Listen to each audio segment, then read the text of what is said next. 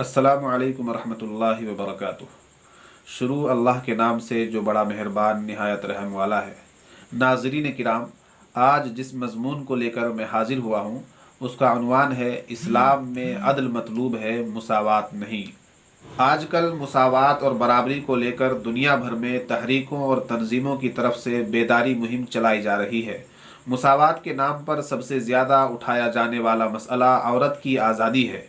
हालांकि हकीकत यह है कि सिनफ नाजुक के लिए बराबरी और मुसावात का मुतालबा करने और तहरीकें चलाने वाले लोग खुद मुसावात को नाफिज करने से कासिर हैं। उन्हें मुसावात के नाम पर फहाशी चाहिए, उन्हें हुकूक़ ख़वातीन के नाम पर हर महकमे में जी बहलाने वाली नौकरानियाँ चाहिए, उन्हें औरत की घरेलू ज़िंदगी से इख्तिलाफ है।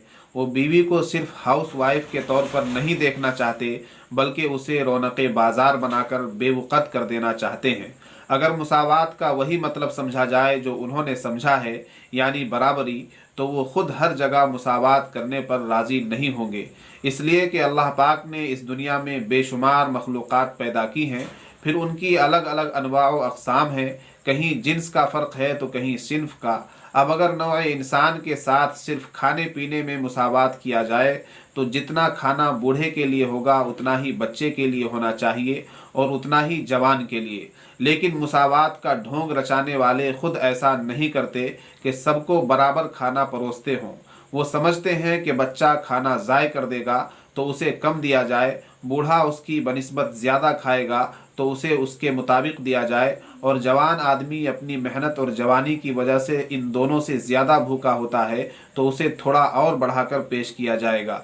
ऐसे ही अगर मुसावात की बात की जाए तो तमाम नौ इंसानी के कपड़े भी यकसां होने चाहिए। फिर मर्द व ख़वातीन के कपड़ों में ये तमीज़ क्यों? सबके लिए एक ही जैसे कपड़े क्यों नहीं? मकान में मुसावात क्यों नहीं? सबको एक जैसा घर क्यों नहीं दिया जाता? शादी में मुसावात क्यों नहीं? लड़कों की तरह लड़कियों की बारात क्यों नहीं लेकर जाते? बच्चा पैदा करने में मुसावात क्यों नहीं?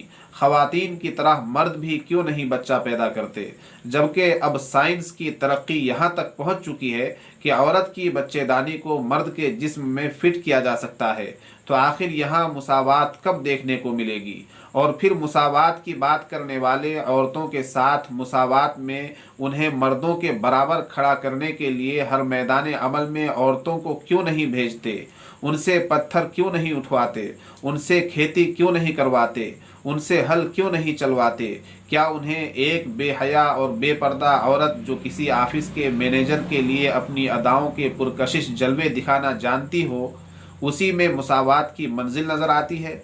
तो फिर उन लोगों ने मर्द व ख़वातीन के लिए अलग अलग बैतुल खला क्यों बनाए? रेल और बसों में औरतों के लिए अलग सीटों की निशानदही क्यों की? दोनों के कामों को क्यों बांट दिया? दोनों की तनख्वाहों में फ़र्क क्यों है? जाहिर है कि ये खुद अपने दावे में उलझे हुए हैं। हक़ तो ये है कि उन्हें मुसावात से कोई गर्ज नहीं, ये अपने मफादात की लड़ाई लड़ रहे हैं। अब आप समझ गए होंगे कि इस्लाम में अदल क्यों है, मुसावात क्यों नहीं। अल्लाह पाक ने अपने मुबारक कलाम कुरान मजीद में इरशाद फरमाया, कह दीजिए कि क्या वो लोग जो जानते हैं और जो लोग नहीं जानते बराबर हो सकते हैं? यानी अनपढ़ और पढ़े लिखे बराबर नहीं हो सकते। इसी तरह दूसरी सूरत में इरशाद है, कह दीजिए क्या अंधा और देखने वाला बराबर हो सकते हैं? क्या अंधेरे और रोशनी बराबर हो सकते हैं? अल्लाह पाक ने इन आयात में मुसावात की नफ़ी फरमाकर ये समझा दिया है कि अगर कोई मुसावात की बिना पर अदल कायम करना चाहेगा तो वह अक्ल व फितरत के ख़िलाफ़ है। मुसावात की बिना पर अदल किया ही नहीं जा सकता, इसलिए कि मुसावात का तकाजा है कि हर इंसान के माबैन हर जगह बराबरी कायम की जाए। इससे ये मुसावात बाज़ जगह जुल्म बन जाती है। जिन लोगों ने ये नारा लगाया कि मर्द व औरत के माबैन कौन सा फ़र्क है, उन्होंने मर्द व औरत को बराबर कर दिया है। हत्ता के कम्युनिस्ट तो यहाँ तक कहते हैं कि हाकिम और महकूम के माबैन कौन सा फ़र्क है? ये मुमकिन ही नहीं कि कोई एक दूसरे पर तसल्लुत रखे और हुक्मरानी करे। हत्ता के वालिद और बेटा भी, वालिद को अपने बेटे पर भी तसल्लुत और ताकत नहीं है। इसी तरह वो और आगे बढ़े और समाज की हर तरतीब को दरहम बरहम करके रख दिया। इस्लाम चूँकि दीन फितरत है, इस्लाम का कोई कानून अक्ल के खिलाफ नहीं हो सकता है। यही वजह है कि इस्लाम ने अपने निज़ाम हयात में इंसानों के लिए मुसावात से बढ़कर जिस चीज़ का फ़ैसला किया وہ عدل ہے۔ عدل و انصاف سے کسی پر ظلم ہونے کا اندیشہ نہیں۔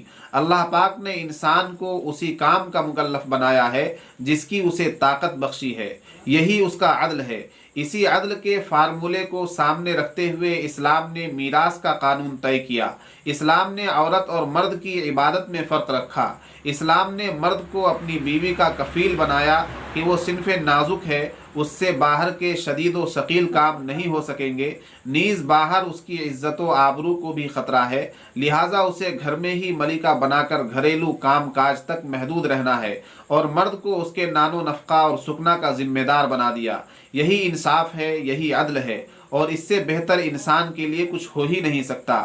قرآن میں ہے، اللہ تم کو حکم دیتا ہے کہ امانت والوں کی امانتیں ان کے حوالے کر دیا کرو، اور جب لوگوں میں فیصلہ کرنے لگو تو انصاف سے فیصلہ کیا کرو، اللہ تمہیں بہت خوب نصیحت کرتا ہے، بے شک اللہ سنتا ہے، دیکھتا ہے۔ دوسری جگہ ارشاد ربانی ہے، بے شک اللہ تعالی عدل اور احسان اختیار کرنے کا حکم دیتا ہے۔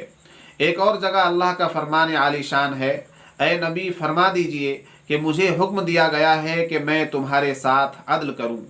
ان آیات بینات کی روشنی میں معلوم ہو گیا کہ اسلام نے مساوات کا نہیں بلکہ عدل کا حکم دیا ہے، اور عدل ہی دنیا کے لیے خیر و بھلائی کا ذریعہ ہے۔ جہاں عدل نہیں ہوگا، خواہ کسی قدر بھی مساوات کر لیں، ظلم سے نہیں بچا جا سکتا۔ ہاں اگر مساوات کو عدل کے معنی میں لیا جائے تو ٹھیک ہے، ورنہ برابری تو صرف ایک دھوکہ ہے۔